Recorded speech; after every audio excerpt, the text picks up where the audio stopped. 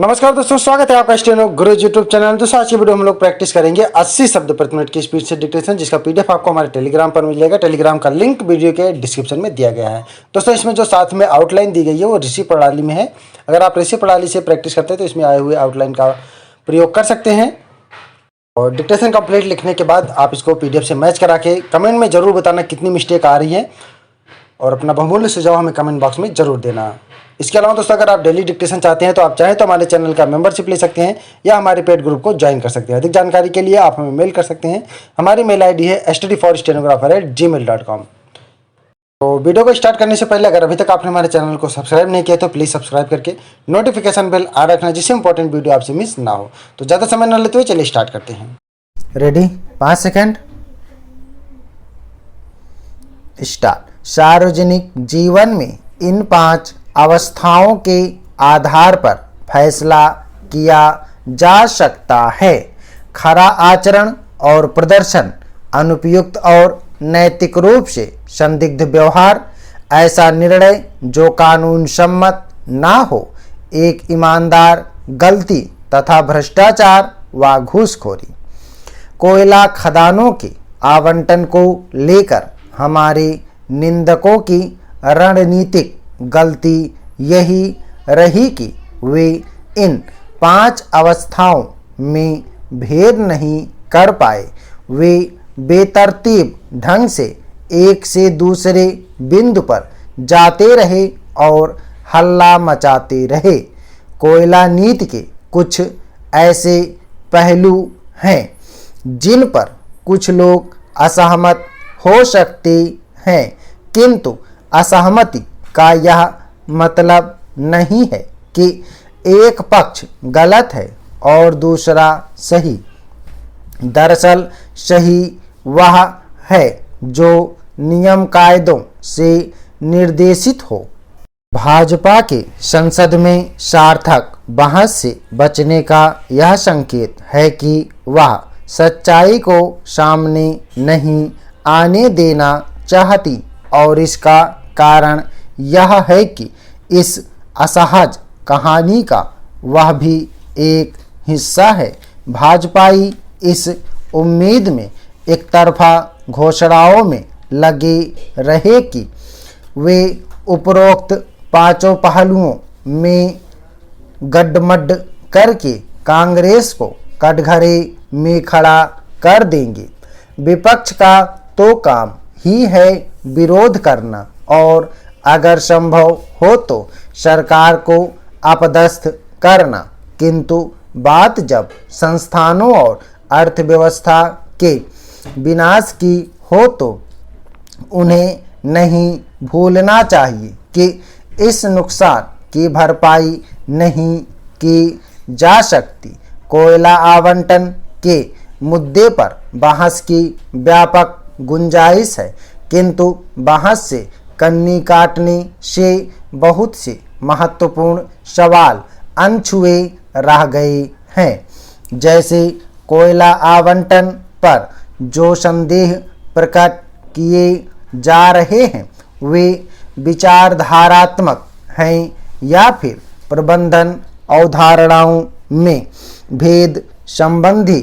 वाम मोर्चे का स्पष्ट मत है कि कोयला क्षेत्र में निजी उद्यम की भागीदारी, चाहे वह नीलामी से हो या बगैर नीलामी, अस्वीकार्य है। दूसरी तरह कुछ लोगों का यह भी कहना है कि कोयला क्षेत्र का राष्ट्रीयकरण समाप्त कर दिया जाए। इन विविध मतों पर व्यापक बहस की जरूरत है ताकि आम लोगों के साथ साथ संसद और सरकार के सामने सही तस्वीर उभर सके। कैग रिपोर्ट को शुरू से ही कांग्रेस पर हमले का औजार बनाया जा रहा है। इस संबंध में कुछ मुद्दों पर ध्यान दिए जाने की जरूरत है। कैग ने यह नहीं कहा कि सरकारी खजाने को 1.86 लाख करोड़ रुपए का मुनाफा हुआ है। इन दोनों बातों में क्या अंतर है? लापरवाही से नुकसान एक बात है और लाभ पहुंचाने की मंशा के बगैर अगर किसी को फायदा हुआ है तो यह बिल्कुल अलग है।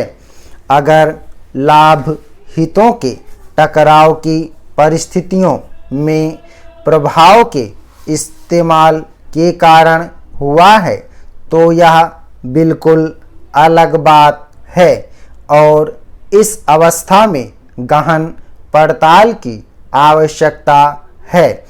अगर 1.86 लाख करोड़ के इस आंकड़े से 20 ऊर्जा संबंधी ब्लॉकों को निकाल दें, 14% रॉयल्टी और मुनाफे पर 33% कारपोरेट कर निकाल दें तो खदान लाभार्थियों के हाथ में बचेगा क्या?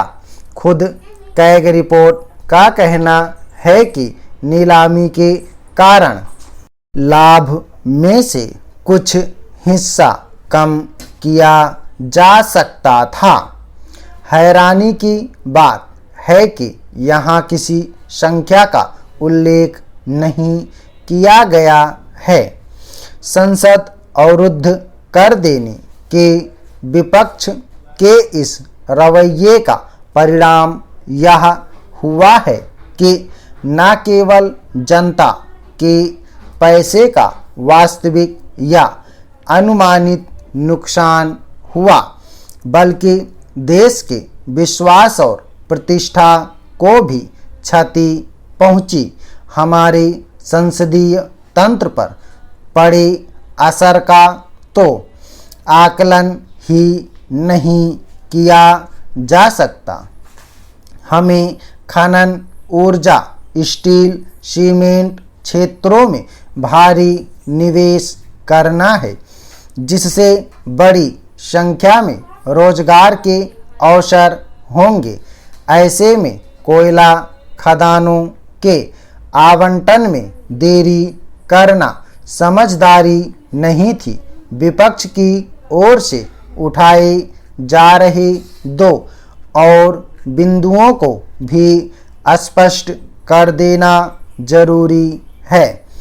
पहला यह कि यह संप्रग सरकार थी जिसने 2005 में ही यह स्वीकार कर लिया था कि कोयला खदानों की नीलामी होनी चाहिए, लेकिन नीति में परिवर्तन को जानबूझकर लटकाया गया ताकि कुछ लोगों को अनुचित लाभ पहुंचाया जा सके।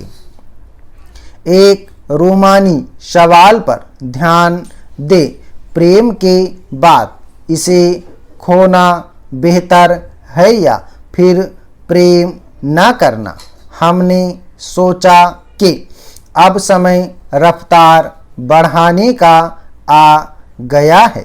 अर्थव्यवस्था 9% की रफ्तार से बढ़ रही थी, साथ ही मांग भी तेजी से बढ़ रही थी, किंतु एक टिकाऊ कानूनी सत्ता को अनेक निर्णय लेने होते हैं। क्या केवल प्रशासकीय आदेशों के बल पर आगे बढ़ना संभव था?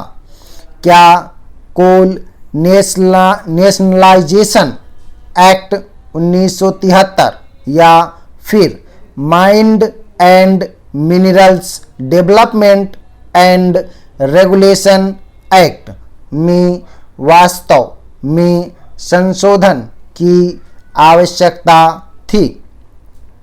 क्या राज्य सरकारें नीति में परिवर्तन के लिए सहमत थीं? 2005 में यह विचार उपजा। 2008 में विधेयक पेश किया गया और स्टैंडिंग कमेटी में भेजा गया। 2010 में इसके नियम कायदे तय किए और 2012 में इसे राज्यों के साथ गहन चर्चा के बाद पारित किया गया। जो भी विधायी प्रक्रिया के जानकार हैं उन्हें पता है कि इस पूरी प्रक्रिया में कुछ भी असामान्य नहीं था। दूसरा बिंदु यह है कि क्या इस प्रक्रिया के दौरान 57 कोयला खदानों जिसमें 20 सार्वजनिक उपक्रमों को दिए गए ब्लॉक हैं का आवंटन स्थगित रखा जा सकता था। स्टार्ट। ओके दोस्तों, आप लोग इसको प्रैक्टिस करेंगे, सभी लोग मैटर को प्रैक्टिस करेंगे और ट्रांसक्राइब करेंगे। 80 शब्द प्रति मिनट की स्पीड से है। डेली आपको कम से कम एक मैटर का ट्रांसक्रिप्शन जरूर करना। जब तक आप ट्रांसक्रिप्शन नहीं करेंगे तब तक आपको अपनी एक्यूरेसी का पता नहीं। उम्मीद करता हूं दोस्तों वीडियो आपको पसंद आया होगा, तो वीडियो को लाइक कर देना और अपने दोस्तों के साथ भी शेयर करिएगा ताकि वो भी इसका लाभ ले सकें। और चैनल को सब्सक्राइब करना मत भूलिएगा जिससे आपको डेली डिक्टेशन और उसका PDF मिल सके। PDF दोस्तों आपको हमारे टेलीग्राम पर मिल जाएगा। टेलीग्राम का लिंक वीडियो के डिस्क्रिप्शन में दिया गया है। अगर आप हमारे टेलीग्राम से नहीं जुड़े हैं तो आप टेलीग्राम गूगल प्ले स्टोर से इंस्टॉल करके उसमें स्टेनो गुरुजी सर्च करेंगे तो भी आप हमारे टेलीग्राम ग्रुप से जुड़ जाएंगे और वहाँ से PDF डाउनलोड कर पाएंगे। अगर इस ई बुक का दोस्तों अगर आपको पूरा PDF चाहिए तो वीडियो के डिस्क्रिप्शन में लिंक दिया गया है। और दोस्तों अगर आप डेली डिक्टेशन चाहते हैं तो आप चाहें तो हमारे चैनल का मेंबरशिप ले सकते हैं या हमारे पेड ग्रुप को ज्वाइन कर सकते हैं। अधिक जानकारी के लिए आप हमें मेल कर सकते हैं। हमारी मेल ID है studyforstenographer@gmail.com। तो वीडियो को पूरा देखने के लिए धन्यवाद। Thanks for watching. जय हिंद, जय भारत।